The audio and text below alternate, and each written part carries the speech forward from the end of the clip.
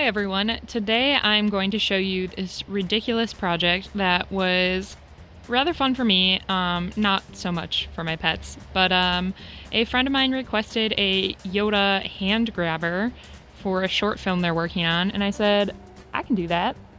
So I ordered one of these little grabby arms off of Amazon, and I went to work with a little bit of wire and some foam clay. So for the top of the hand, I'm doing the two-fingered outline of the Yoda hand. And I'm gonna go in with my foam clay and cover that all and smooth it all out.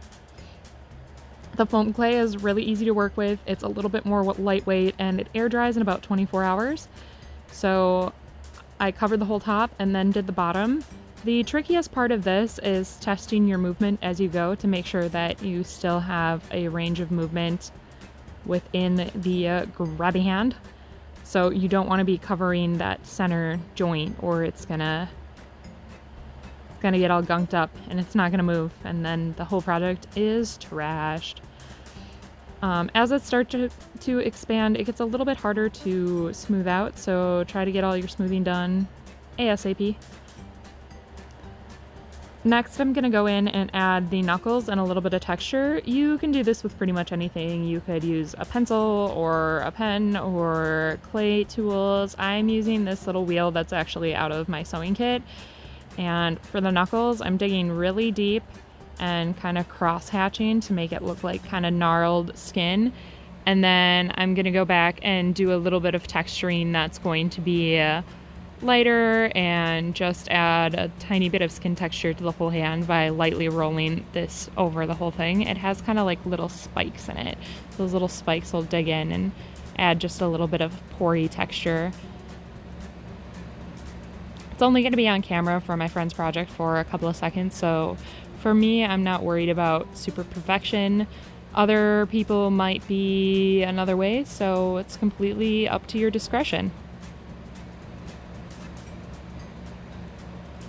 Once I have all the texture where I want it, I'm going to move on to nails. I'm just using some cheap plastic nails that I bought from Walmart, and then I painted them and distressed them.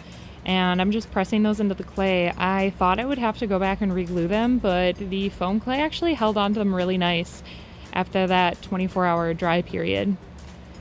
It did expand out and get rid of a little bit more texture than I wanted it to, but overall I was happy with it and went into painting it. I just used some paint I mixed myself and a sponge, and then I went back over and did a light brown wash on top of it all to give it a little bit more of an aged look.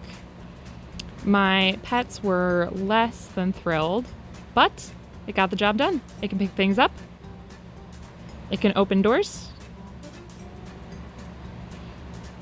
and most important of all, my older dog, who don't give a fluff, he definitely enjoys it. Good scratcher, nice nails. 10 out of 10, a fun but mildly useless project. Don't forget to like and subscribe.